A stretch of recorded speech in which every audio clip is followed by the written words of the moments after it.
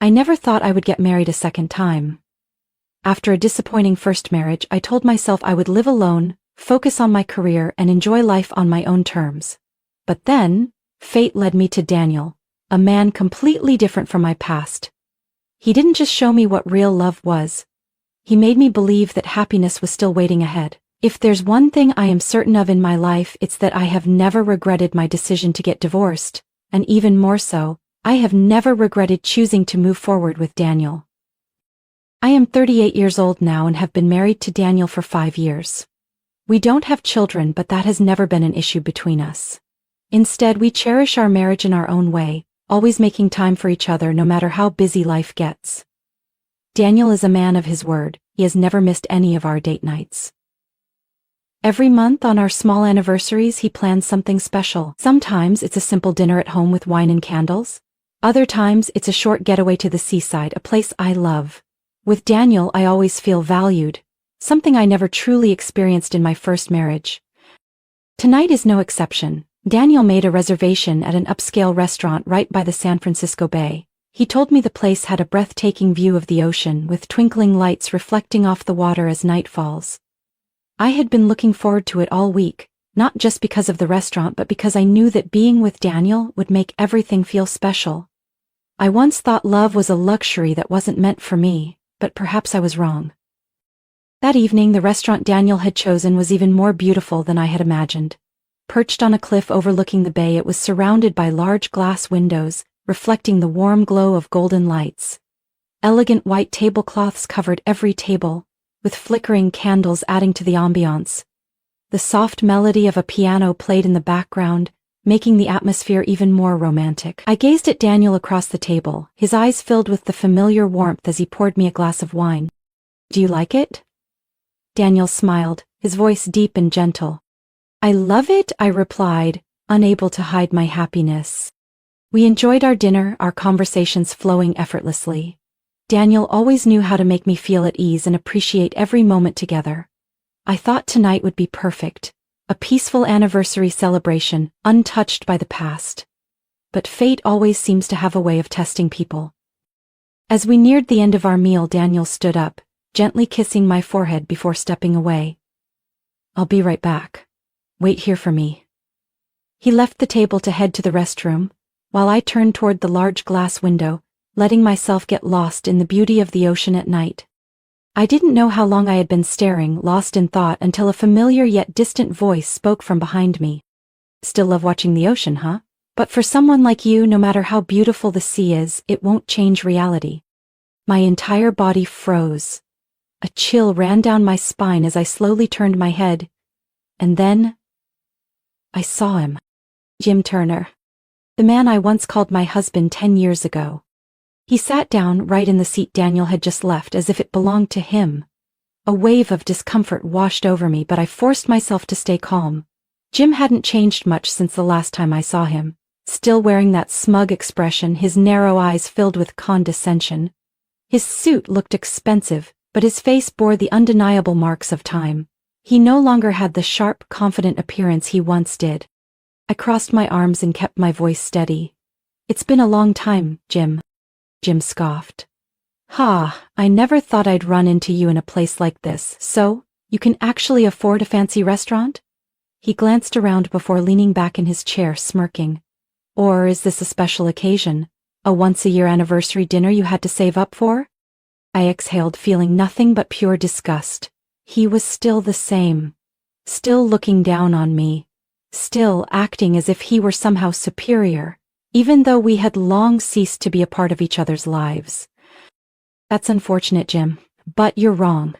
I offered him a small, knowing smile, meeting his gaze directly. "I'm here because my husband wanted to bring me, not because I had to save up, and certainly not because I couldn't afford it." Jim let out a loud laugh, shaking his head. "Your husband, huh? Some average nobody?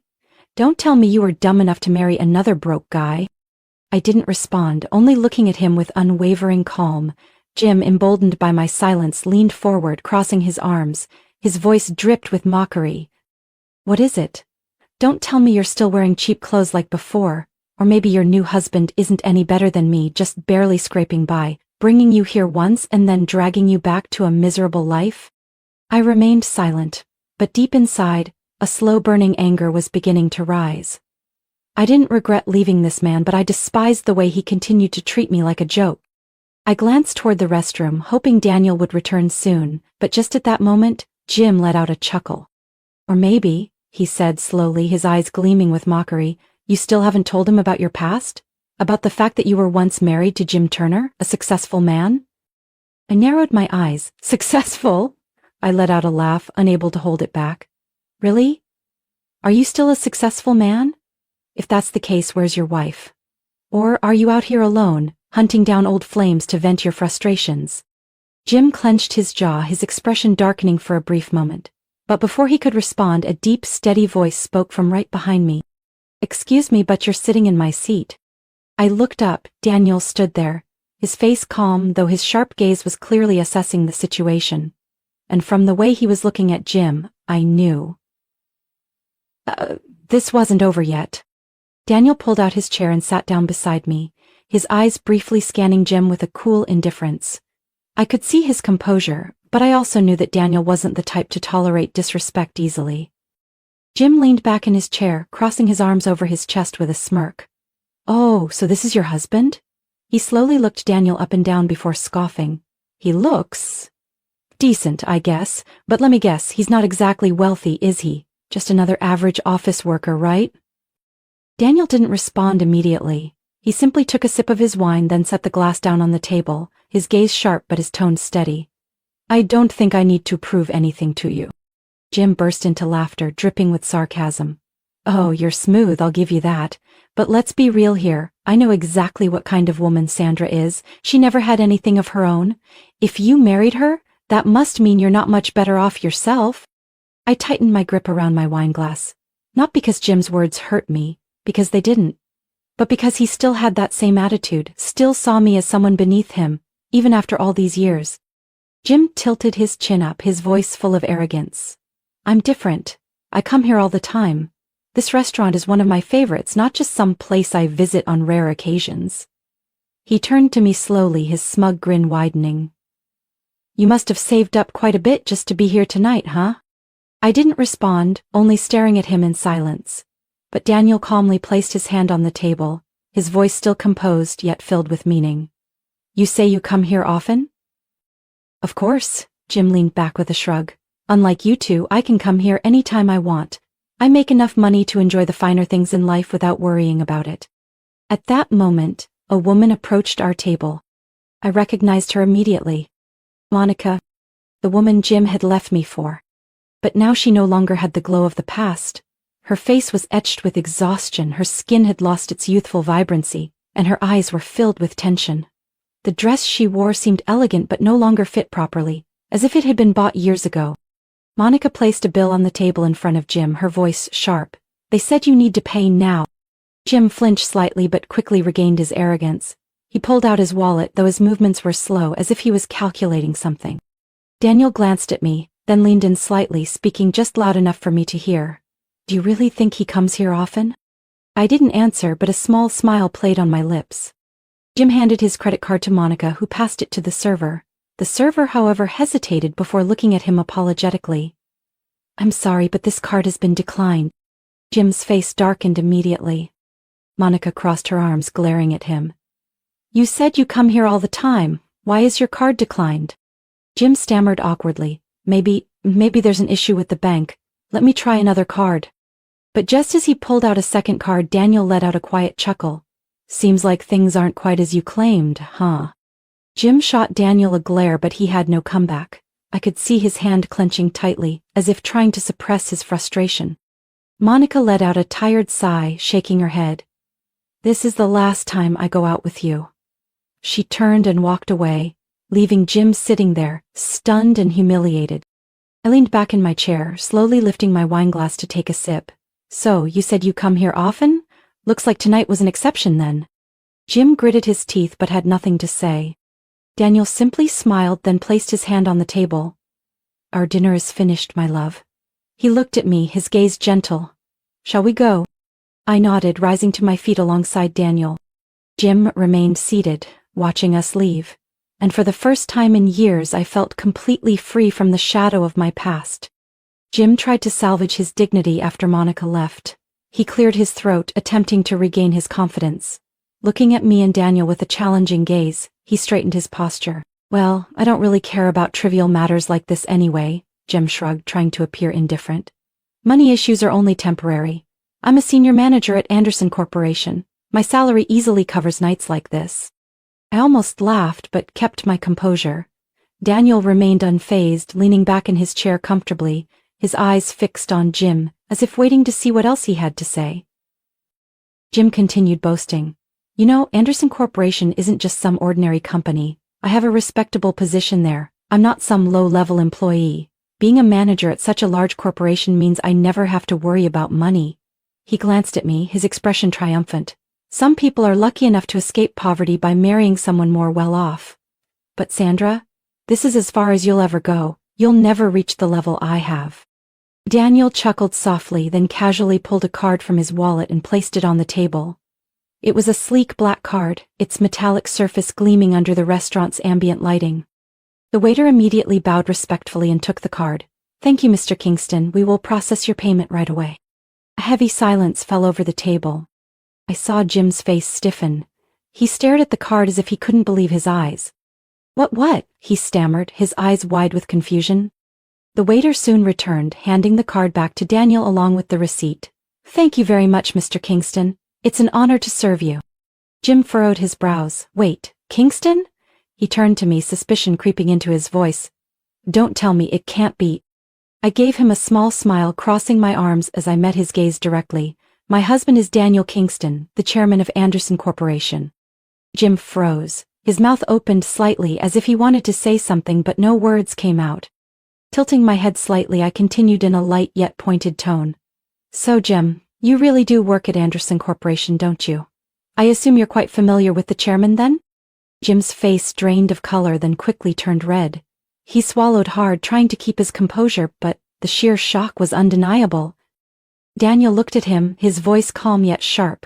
Listen, Jim, I don't care about my wife's past, but I don't appreciate anyone disrespecting her. He gently poured more wine into my glass before continuing. I'm not some low-level employee like you assume.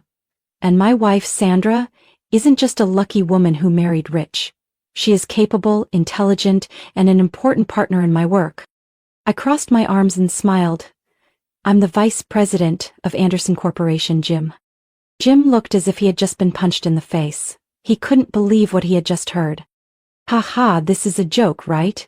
He laughed nervously, but his eyes betrayed his panic. How could you? There's no way. You were just a low-level office worker. I shrugged. I was an office worker, but that didn't mean I would stay that way forever. After our divorce, I focused on my career, earned my business degree, and worked hard. One day, Anderson Corporation offered me a management position, and I climbed my way up. And as you can see, now I'm the vice president. Jim's mouth hung open, but he couldn't come up with a response. Daniel took a sip of his wine, then placed his glass down, his sharp gaze fixed on Jim. You brag about being a manager at Anderson Corporation. Funny, because I've never noticed you. Jim swallowed hard, desperately searching his memory. He had definitely heard of Chairman Kingston before, but he had never imagined that the man would be sitting right in front of him. Daniel continued, his voice steady yet authoritative. In fact, I've never heard anyone in the company mention your name. I wonder if you're actually as good as you claim to be, or if you're just someone who's managed to slip through the system. I chuckled softly, tilting my head as I looked at Jim with amusement. So, do you still think I'm just some poor woman who can only afford to come here on special occasions?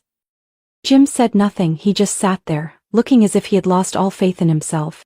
And for the first time in years I felt completely in control. But it wasn't over yet. After that dinner I thought everything with Jim was finally behind me. But I was wrong.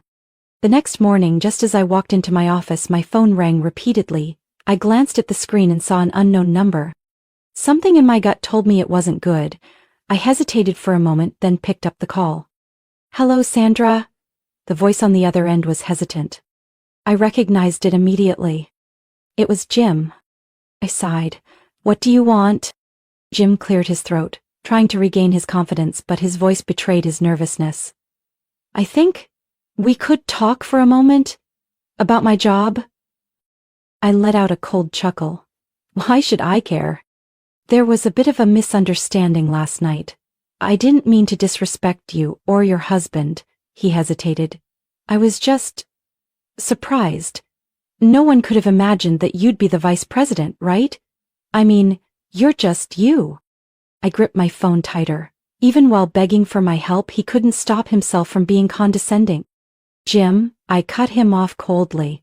Did you call just to say this? Because if so, I'm really busy. Wait, Sandra, please. His voice became more desperate. I heard about the termination decision. There has to be another way, right? You can talk to your husband, convince him to let me stay. I leaned back in my chair, crossing my arms. And why would I do that? Jim was silent for a few seconds before his tone turned bitter. Because after all, you were my wife once. You owe me that. I laughed. I owe you? Yes, you wouldn't be where you are today without me. If it weren't for me, you'd still just be a low-level office worker with no future. A slow, simmering anger rose inside me. Is that what you really think, Jim? I spoke slowly, emphasizing every word.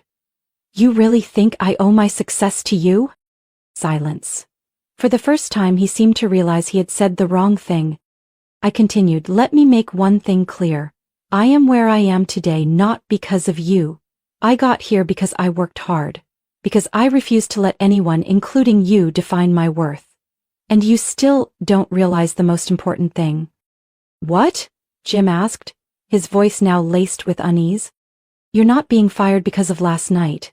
You're being fired because of your attitude, because of how you treat your colleagues, and because of your degrading remarks about women in the company.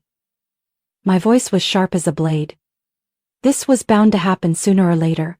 You have no one to blame but yourself. No, Sandra, please. His voice broke, desperation creeping in. I know I messed up. I didn't mean to. That's just how I talk. You know me, right? I was just exaggerating a little. I shook my head even though he couldn't see me. No, Jim, you weren't just exaggerating a little. You disrespected me, you disrespected the women in the company, and now you're facing the consequences. He panted, as if desperately searching for a final excuse. Daniel is there, isn't he? He asked quickly. Let me talk to him, I can explain. I scoffed. Do you really think my husband will listen to you after everything you've said? Jim was desperate. Please, Sandra, I'm going to lose everything. I can't lose this job. I sighed, then responded coldly, then you should have thought about that before opening your mouth and insulting people. And with that I hung up. A few minutes later I walked into the conference room where Daniel was reviewing a stack of documents. He looked up as soon as he saw me, as if he already knew what had happened. Jim called you, didn't he? His voice was calm. I nodded. He begged me to help him keep his job.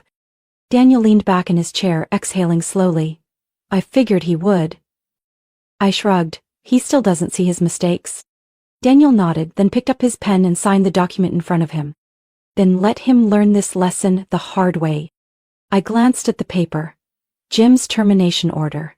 And for the first time in years, I felt completely at peace. But Daniel didn't fire Jim immediately. Instead, he made a decision I hadn't expected.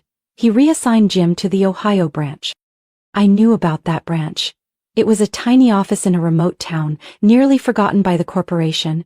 There, Jim wouldn't have a large team, no opportunities for advancement, and most importantly, no authority to exploit. When Jim received the reassignment notice, he reacted furiously. No, I can't go there, he practically shouted during his meeting with HR. I'm a senior manager, you can't send me to some place like that. Daniel simply looked at him, his expression cold and unyielding. You have two choices, Jim. Either you accept the transfer or you resign. The decision is yours. Jim clenched his fists, his jaw tightening, but he had no other option. A few weeks later I heard that Jim and Monica had moved to Ohio. Life there was anything but easy for them. No more upscale restaurants, no more lavish parties, and no one for Jim to assert his false sense of power over. He was isolated, stuck in a tiny office with only one subordinate, where his job consisted of nothing but dull reports and meaningless meetings with local clients. Monica couldn't take it. After just 4 months, she packed her bags and returned to the city. You told me we'd have a better life, she shouted before boarding her one-way flight out of Ohio. "You said you were a successful man, but you're nothing but a failure." Jim tried to hold on to his job, but it wasn't long before he realized there was no way back to his former position. No one at the headquarters remembered him, and no one cared about his complaints. He had been completely forgotten. After a year of enduring a meaningless existence in Ohio, Jim finally submitted his resignation. He thought that with his experience he would easily land a better job. But the real world didn't work the way he imagined. No company wanted to hire a former manager who had been reassigned under suspicious circumstances. No reputable firm would take on someone with such a questionable track record. Slowly, his savings dwindled. Jim was forced to move into a rundown apartment in the suburbs where he had to face the bitter reality: he had lost everything. The only job he could find was a night shift at a convenience store, where he stood behind the counter watching customers come and go, none of whom recognized or cared about him. A man who once bragged about his power and status was now just a quiet store clerk, sweeping the floors at 3 a.m. Unlike Jim, my life had never been better.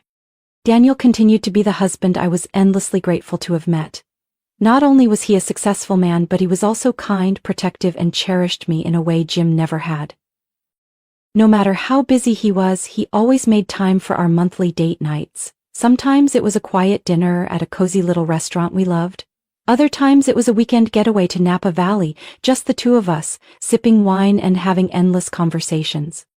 I know I made the right decision when I walked away from Jim.